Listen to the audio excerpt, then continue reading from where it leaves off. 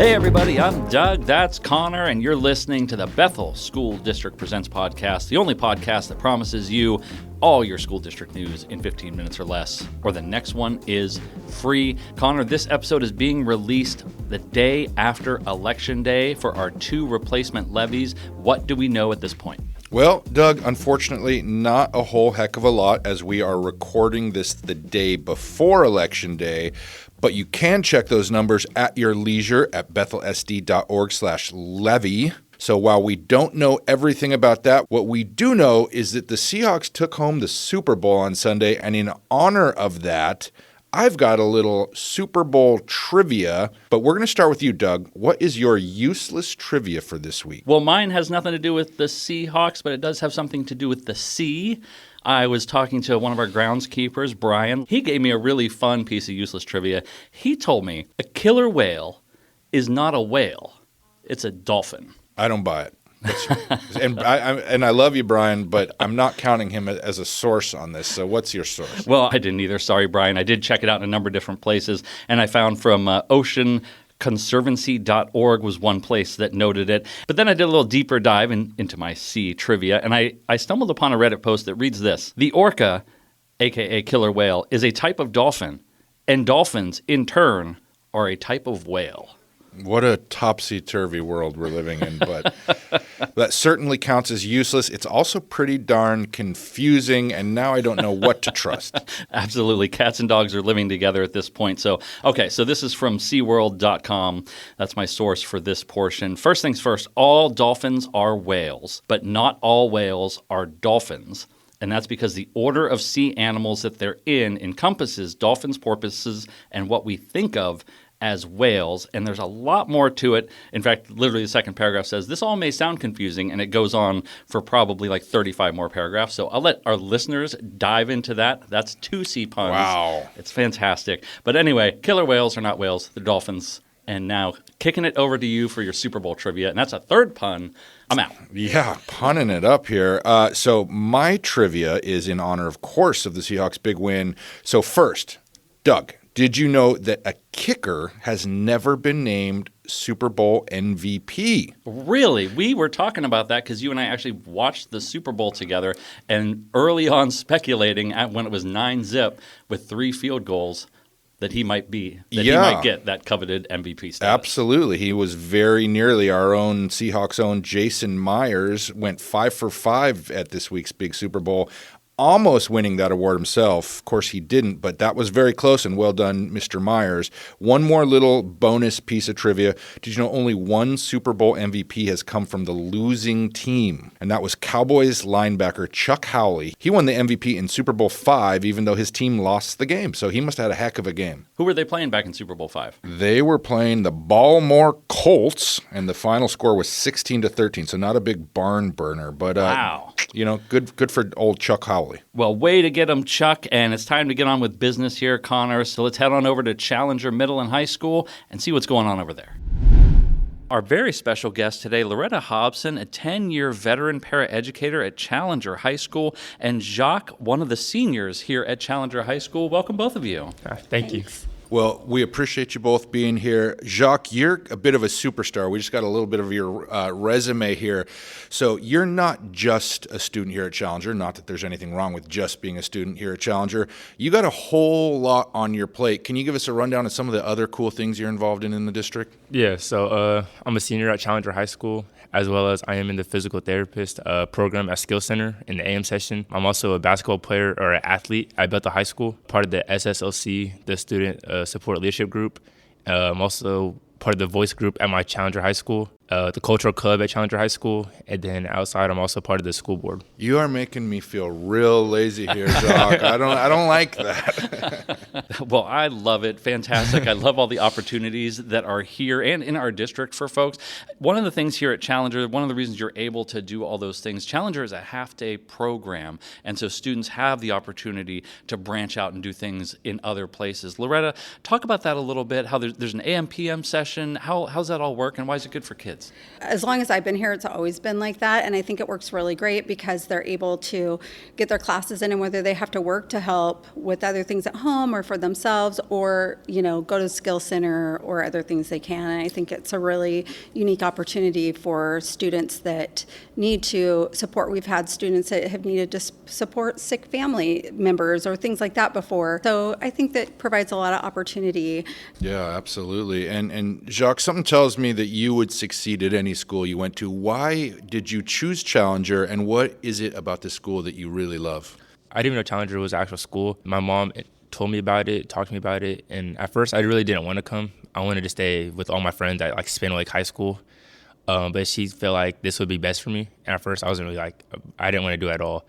And the first year I came, I really got close with all the teachers. It just felt more like as a community, we felt more together. And I stayed all 4 years just because of the community, the people around me. I just like it here so much. I was contemplating on going to a different high school to have the quote unquote real high school experience that people talk about and be able to walk across the stage with some of my friends. But ultimately I decided that the people at this school I've grown so much with, I feel connected here more, I'd say. It does feel like a close-knit community, which is one of the reasons I really love Challenger, and it's my favorite graduation every year because everyone knows each other, everyone's rooting for each other, and it's just a special place. And both of you, interestingly enough, were here to experience some of the old Challenger facilities. What's that been like? I'll ask both of you to have these. We were just walking around Challenger recently, and it's just an amazing facility. Tell us about what that's like to kind of experience the old days in the portables and now the new days in these amazing buildings. One of the things that I appreciate most about this building, there's two things. One, that there's a common area for kids to kind of congregate, right, and kind of hang out, which we didn't have before, but not being exposed to the weather. In and out of those portables, that was brutal. But just having the older buildings too sometimes, and that old paneling could be a little dark, a little depressing on some days. But one thing that it's done for staff, especially being in this building, is we see more of each other as staff. I feel like we've always been a close-knit community as far as staff, but I think even more so now that we're in the building. And you see the kids connecting more and doing more projects together, and that is really great about the new building too. Yeah, I love that. For folks that don't know, Challenger used to be 10 or 12 portable classrooms, and I'll tell you, in the wintertime, it's dark, it's wet, and just having everything inside now, it's been a huge change. And I've got to say thank you to our voters who approved that 2019 school construction bond that funded this building and so many others. Jacques, your freshman year was actually the first year that this building was open, so you don't have any personal experience, but I bet you've heard some stories. Yeah, we're just a close community, with teachers and everything. So I've heard stories about the different classrooms, how small it was. I actually had a cousin come here. She was in the portables, and she would just talk about how it's crazy the big building we have now compared to when she was in school. She had the little portables, and the crazy part to me is PE used to be in a portable, so it was really small. And so now we're blessed enough to have a gym and an actual classroom to be inside with, so we're not all crammed together. Really, really great upgrade. Yeah, and speaking of staff here, what is your favorite class at Challenger, Jacques? My favorite class I'd have to say I've taken at Challenger was definitely PE. I think that was the class I was most engaged with. But one of the classes I didn't think I was gonna like a lot was psychology with Miss Parks. I wasn't really big into psychology, but I took the college class for it, and just be able to go through that and learn about something new that I have never learned about before. It was a really nice experience. I think that's one of the nice things about Challenger. Just every class, all the teachers try to make it as fun as possible instead of just reading off the book, reading off the board, just tell you to do work. They actually get interactive with you and walk you through the steps and things like that. PE was not my forte in high school, but for you liked it so much. Now you're doing sports medicine at the Skills Center. That's a pretty good bridge there, I think. Yeah, man. I liked it so much that I was actually supposed to be done with my classes third quarter because I got all my credits early, but I decided to take extra classes, and PE is one of the classes I ended up taking next quarter. That's fantastic. Very cool. Can I add something? Jump in, yeah. So Jacques mentioned something that I had totally passed over when you were asking me about Challenger and opportunities and things, and it is that this year we did offer psychology and an ELA class where they could get a college credit for. So that's a really great opportunity for our students that I think a lot of people don't realize that we can offer here, or even that would be an option. So. Yeah, I'm glad you brought that up because there's a lot of ways that kids can get that college credit, whether it's through CTE classes at the Skills Center, the college and the high school program with Central and some others, and Running Start with Pierce College. Like, that saves families thousands of dollars to earn those credits in high school rather than having to pay for them. It does, and I think that sometimes when people think of Challenger, they don't think that we often offer anything like that. And we actually have some pretty cool classes here. So Absolutely. Yeah. Well, Connor, you have been doing a lot of videos about our paraeducators around the district. Did one with Stan Bardoni, which blew up our Facebook. He's a beloved crossing guard over at Spanaway Middle. And then you did a video about a teacher-para combo. And Loretta, you have been a para here at Challenger for 10 years. What's the role of the paraeducator as you see it, and why is it important? I see my role mostly as just assisting, right? Para is alongside. So whether that is admin needs help or security needs, an extra set of eyes, or, mostly in the classroom and mostly with students, of course. But I see that as anywhere here, and especially because I'm the only high school para. And for a while, I was the only para in the building, even with middle school. So it's just kind of helping out wherever it's been needed, and that's been the entire 10 years I've been here, and I think it's because we are so small. It's building relationships with the teachers, with students, and sometimes helping, create that relationship for them together too. And it's been really great, actually. Every year is a little bit different. I definitely will be struggling this year because, we have our students like Jock here that leave, and every year I say that. So I think it's the building the relationships and how that helps in many ways, whether it's learning a subject or learning how to regulate yourself or relationships with other people. So, well, I love hearing that. I think every time I meet a paraeducator, I hear a different job description. So we hear a paraeducator, like, it can mean a lot of different things in the district, and that's why it's an incredibly valuable job across the district. And we have another paraeducator hiring fair coming up in March. If you want to learn more about that, you can go to our website at bethlsd.org. Yeah, very important position. And like one of the teachers I spoke to said, really the unsung heroes of this district and any district. Couldn't do it without you. So thank you for everything you do. Jacques, back to you. We like to ask when we speak with seniors especially what your plans are for the future. And you're such a busy guy. I'm sure you're at least thinking a little bit about what you want to do in the future. Can you give us a hint at what lies ahead for you? I definitely want to go to college. I'd be the first from like my mom and dad's side of the family to pursue after high school, go to college. So I think that's something important for me, just to be able to set that role model for my little siblings that college is definitely an option.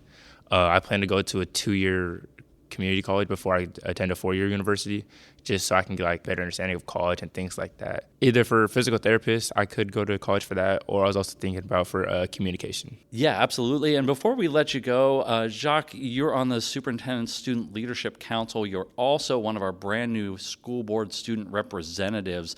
You're a senior, you're getting ready to head out. There's going to be a vacancy, and there are some people listening that probably want your job. So tell them why they should go for it.